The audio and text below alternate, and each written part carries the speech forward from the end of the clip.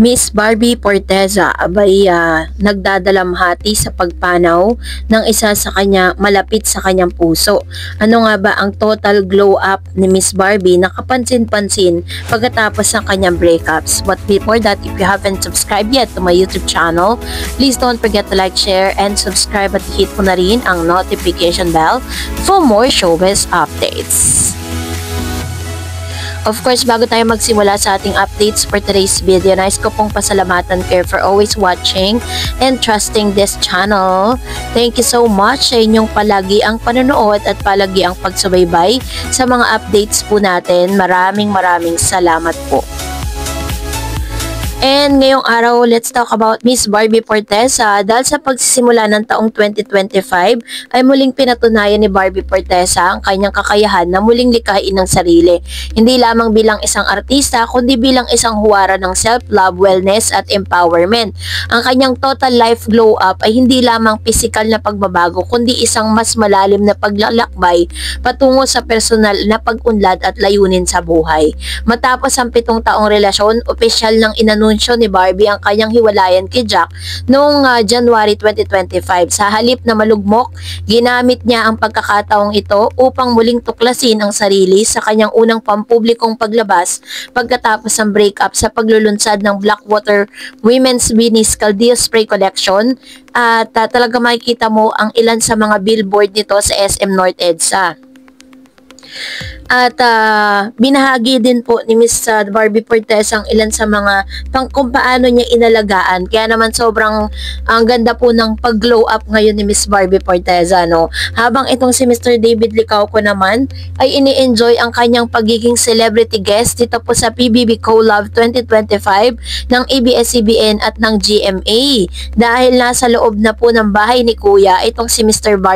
David Licauco na marami po siyang mga revelasyon at kaganapan sa loob na ngayon lang natutuklasan ng ilang mga Barda fans, yung kanyang everyday routines at ilan sa mga parang malalim na mga obserbasyon patungkol sa kanya. Pero sa isang balita nga na hindi ganun kagandang balita kung saan si Miss Barbie Forteza, isa sa mga nagluluksa ngayon, no? Nagbigay po siya, Barbie Forteza honors Ricky Dabao, definitely one of the greats. The showbiz industry continues to mourn the loss of another beloved icon, veteran actor and director Ricky Dabao, as the heartbreaking news spread fans and celebrities alike took to a social media to honor the legacy and acclaimed Filipina star. Among those who paid tributes was Kapuso primetime princess Barbie Forteza, who expressed his grief through heartfelt posts on X, formerly Twitter. Dito po sa kanyang emotional na pagbibigay ng kanya pong honor dito po sa nasawi si ito pong aktor na kanyang nakasama, no, na si Mr. Ricky Dabao. I had privilege of working with Mr. Ricky Dabao and learned so much, sabi niya. I learned so much from him. I had the privilege of calling him father on cam and a friend off cam, she said. Definitely one of the greats, I would say. The Kapuso actress ended her message with heartbreaking words, "Gone too soon, Tay," along with pictures of Barbie and Ricky, reflecting the deep bond they developed through their previous projects. Fan flooded the comments with condolences and messages of support for Barbie and Ricky's grieving family. Many also share their own fond memories and admiration for the late actor-director. So, on May 2, Viva Entertainment officially confirmed that Ricky Dabao passes away at the age of 63. His daughter Ara Dabao also shared a statement revealing that her father spent his final moments peacefully surrounded by loved ones after bravely battling cancer. Known for his exceptional talent, versatility, and decades-long contribution to film, television, and theater, Ricky's passing has left profound impact on both the entertainment industry and the many lives he touched. Take a look at these post celebrities who grieve Ricky's Dabao passing. So marami po talagang mga celebrity ang talagang nagbigay ng kanilang tribute para po kay Mr. Ricky Dabao, no, na parang sabi po ng ilang mga sa showbiz na parang sunod-sunod yung mga namamaalam sa showbiz.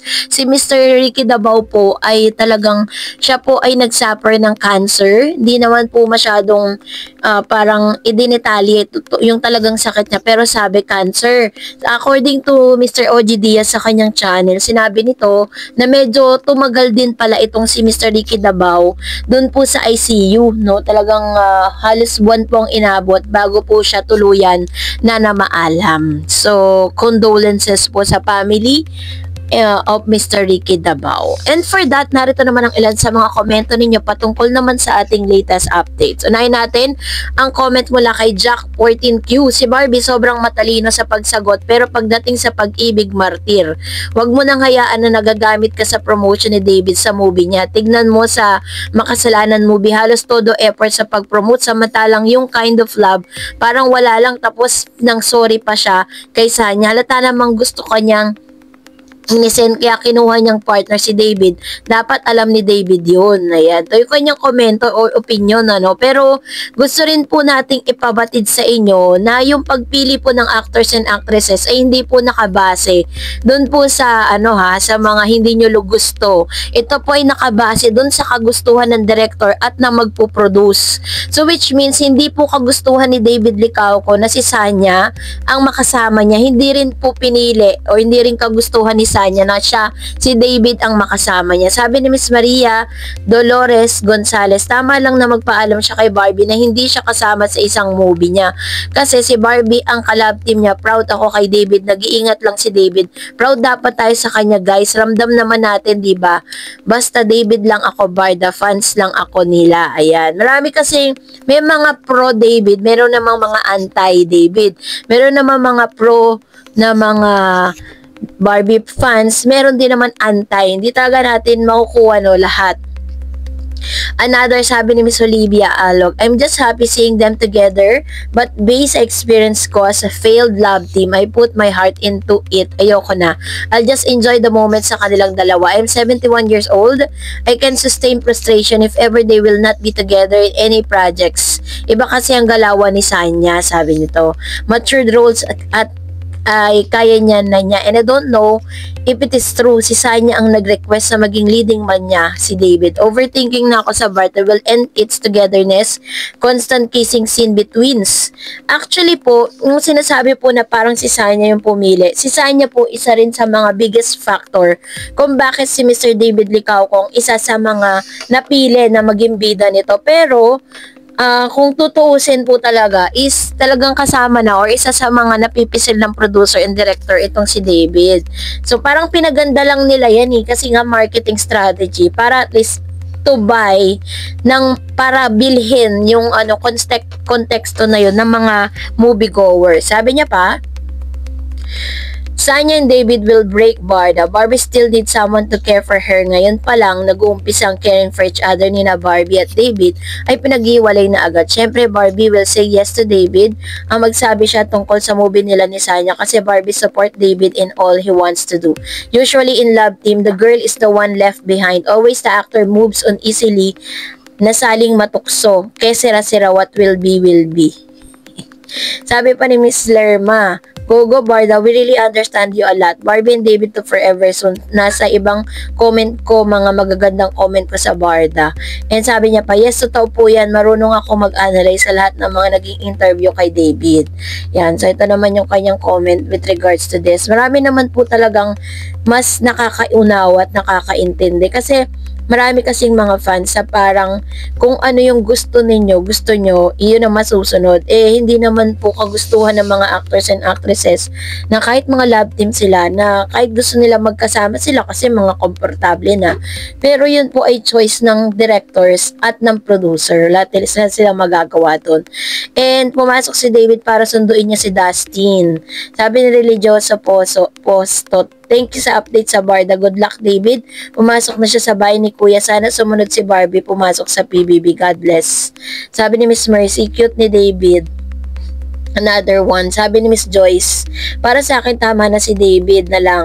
Wag na si Barbie. Dami ng trabaho, concentrate na lang si Miss B sa acting. Daming bashers kasi. Opinion ko lang, love po si Miss B at Barda. Ayan. So, ito naman yung kanyang komento.